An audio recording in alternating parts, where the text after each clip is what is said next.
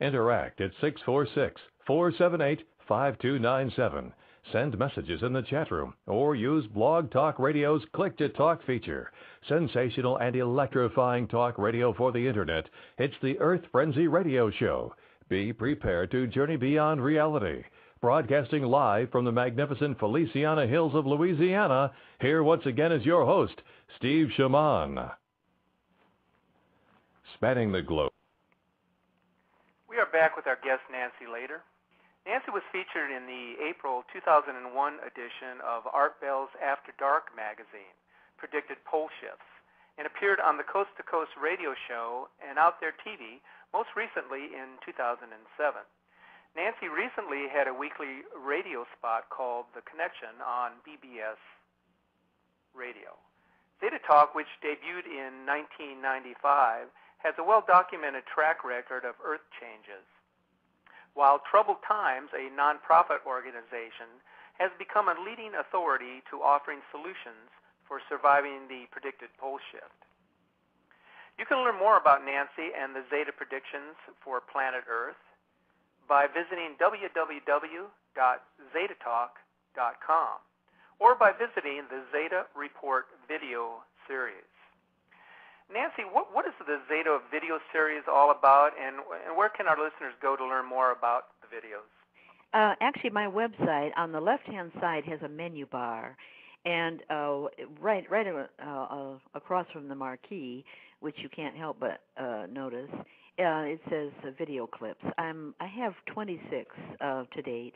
One talking about 2012, another just recent one talking about earthquake warnings, what to look for, and the patterns that have shown up since 2003 that indicate that we do have a presence in our solar system. And also some videos talking about UFO sightings in places like Stratford on Avon, Stephansville, over there near Beijing, and someplace down in South America, to give you some idea of what these mass sightings of UFOs might be relaying to people. We have a safe locations link where the Zetas have given a lot of particular advice about around the world, what to expect. Migrating people, for instance, if you're near Washington, D.C., you're going to have people migrating, and they're not necessarily the most pleasant types. They're used to being in charge, they'll be bossy.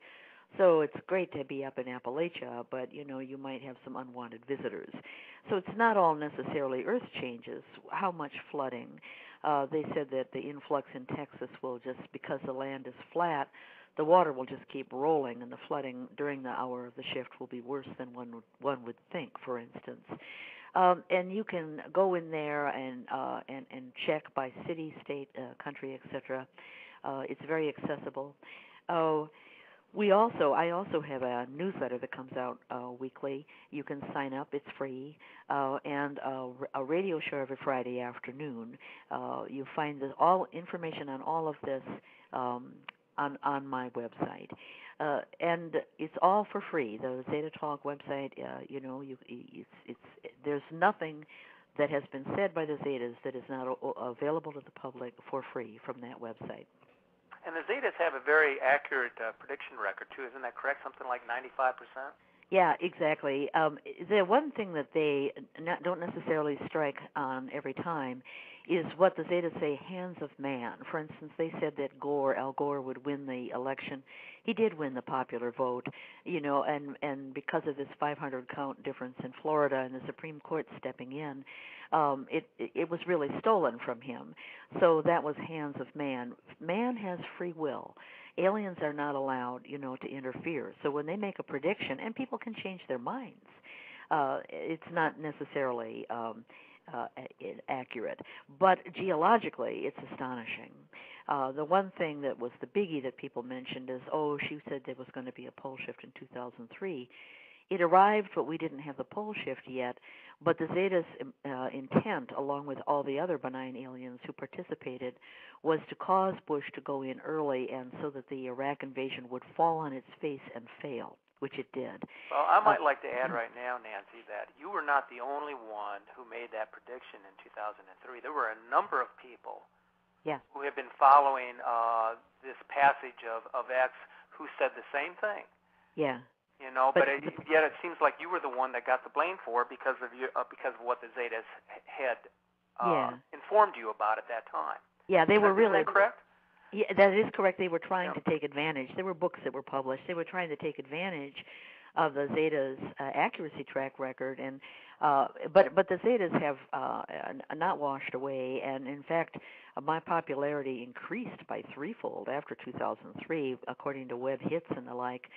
On my web, and we're being translated into 21 different languages, and some almost completely. You know, Russian, German, and Japanese. I think the whole website got translated. Well, you know, people are looking for answers, and they're not finding them, of course, from the media, and they're not finding them from the government. So they have to look for other sources to find their answers. I mean, they know something's going on, but yet they can't pinpoint it. They don't know what's the cause. Right. And so that's the concern. If we knew what the cause was, then we could prepare ourselves, but we don't know.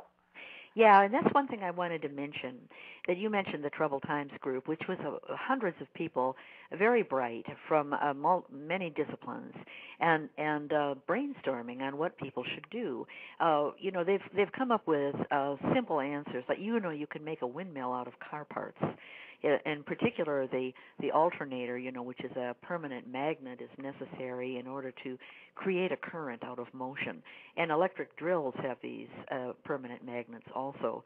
You can reverse an electric drill, you know, so that motion like a water wheel will become a flow of electricity. Instead into the drill, it's out of the drill.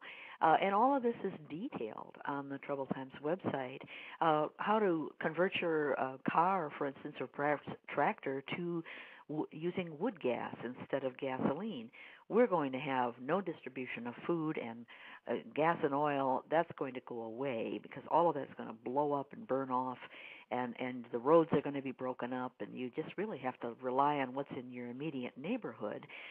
Distill your water. What about volcanic ash? It has fluoride and lead, and you know, people, you don't want to drink the water that's been stewing in that.